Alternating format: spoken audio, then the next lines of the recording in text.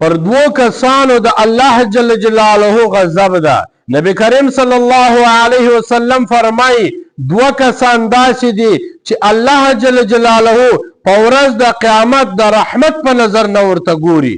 یو هغه کس ده چې قاطع رحم وي، یعنی رحم او وسیله نه لري، نو دغه کس ته به الله جل جلاله په ورځ د قیامت د رحمت په نظر نه ورته ګوري چې څوک رحم او وسیله نه لري.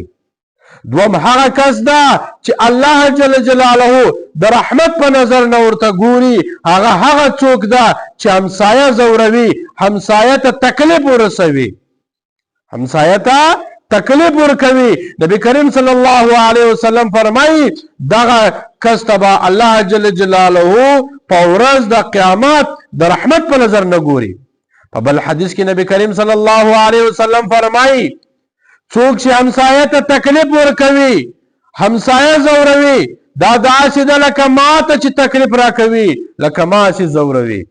نو ای زما عزتمند ورونو مسلمانانو، باید موږ او تاسې په خپل ځان کې رحم او وسیله راولو، پر انسانانو باندې رحم وکړو، وسیله وکړو، او خپل همسایه ته تکلیف ورونه رسوو، همسایه ته ضرر ورونه رسوو.